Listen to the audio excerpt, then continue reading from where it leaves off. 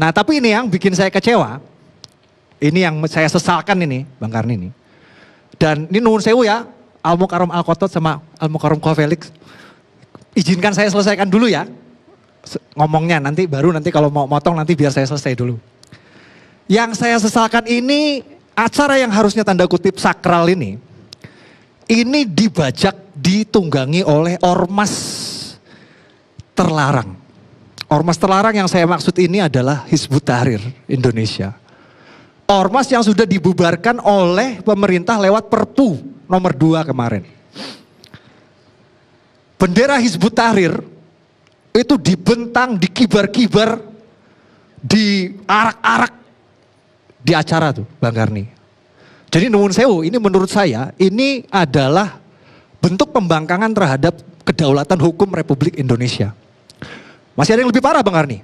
Mohon izin saya pakai ilustrasi, saya udah siapin materi.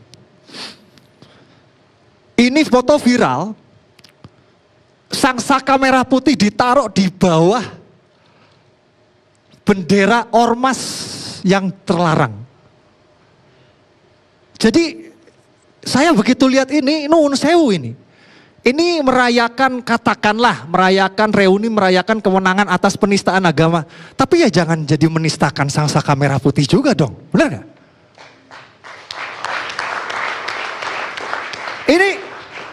Ini ya nuwun sewu ini yang saya lihat ini, kita ini di Indonesia ini, yang negara mayoritas muslim ini, kita ini sangat-sangat toleransinya nol sama yang namanya penistaan agama, tapi begitu penistaan Pancasila, penistaan sang saka merah putih, toleransinya tiba-tiba besar. Gitu.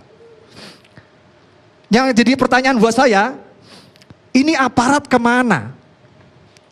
Pak aparat kalau ada yang nonton ini kemana? Ini jelas-jelas ini penistaan ini penghina simbol negara ini jelas-jelas ini. Ini kemana aparat ini Bang Karni? Mosok sang saka merah putih ditaruh di bawah? Saya tahu pasti Koko Felix sama ini di sini pasti banyak yang ingin mendebat saya Bang Karni, bahwa itu yang dipasang itu bukan bendera HTI, itu adalah Panji Rasulullah. Saya katakan sekarang, ini adalah Panji Rasulullah Muhammad Sallallahu Alaihi Wasallam. Inilah al-roya al-liwa. Monggo ini banyak sumber kredibel yang bisa dicek, banyak sumber kredibelnya. Ini bisa dicek ini.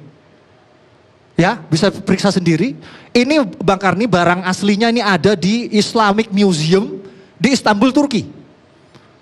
Monggo, Koko Felix kan suka ke Turki, mampir ke sana.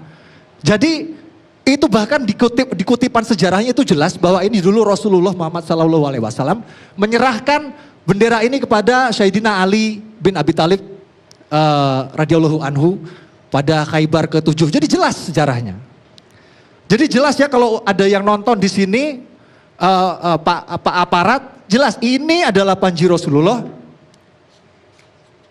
Ini adalah bendera ormas terlarang Hizbut Tahrir, jelas ya. Jadi next time Pak aparat mohon kalau ngelihat-lihat bendera kayak gini lagi, tolong dong ditindak gitu. Yang kedua Bang Karni, saya nggak banyak bicara, poinnya nggak banyak. Ideologi terlarang khilafah yang sudah sudah dilarang oleh Perpu nomor 2 kemarin itu dengan terang-terangan itu dipromosikan di acara tersebut. Jejak digitalnya banyak Bang Karni. Bisa dilihat foto-foto, spanduk, flyer bertuliskan besar-besar khilafah. Itu dipajang-pajang, orang berselfie ria diviralkan di media sosial. Ini ideologi yang pernah terang-terangan ingin mengganti Pancasila sebagai falsafah negara.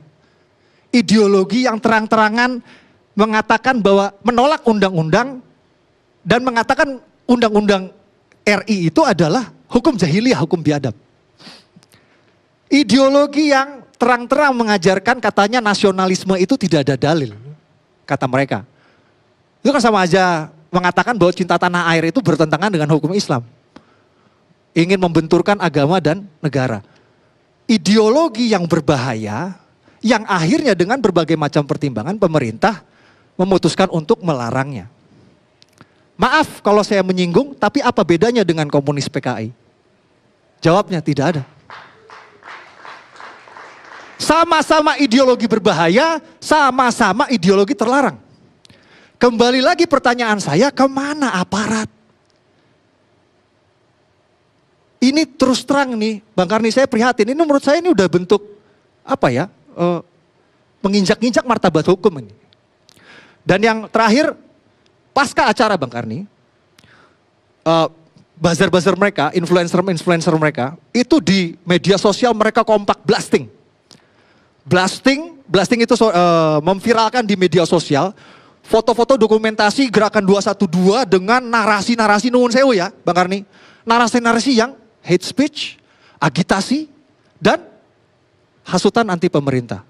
Saya bukan corong pemerintah, cuman saya ngomong ini menjabarkan fakta. Contoh nih Bang Karni, ada diviralkan, wah Pak Jokowi, wah Pak Presiden RI tidak hadir di 212. Ini berarti Pak Presiden ini tidak peduli pada umat Islam. Nah ini kan, contoh-contoh ini kan. Atau ada satu video yang viral itu, ada satu ustadz yang diundang untuk orasi. Ustadz siapa namanya, nggak penting lah itu. Ini dia orasi, ini videonya viral nih. Orasi dia mencaci maki dengan nada menghina Menteri Agama. Lah iki nuwun sewu iki Bang Karni, ini apa? Iki maulid apa orasi politik? Cok. Jadi kesimpulannya, akhir kata, saya sulit melihat 212 ini, sulit bagi kita untuk melihat 212 ini. Maksud saya sulit bagi kita untuk tidak melihat 212 ini sebagai gerakan politik. Mendingan udah jelas-jelas aja ini gerakan, jangan bilang gerakan Islam, ini gerakan politik bernuansa Islam. Bahkan nih saran saya nih Bang Karni, ini buat bapak-bapak ini yang saya terhormat. Udah kenapa nggak bikin aja sih partai politik 212? Parpol Islam 212 kan jelas.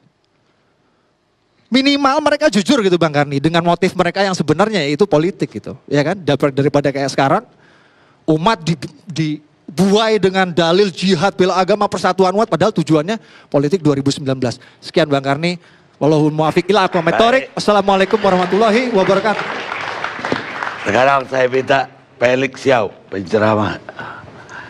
Perdana juga kalau nggak salah. Alhamdulillah.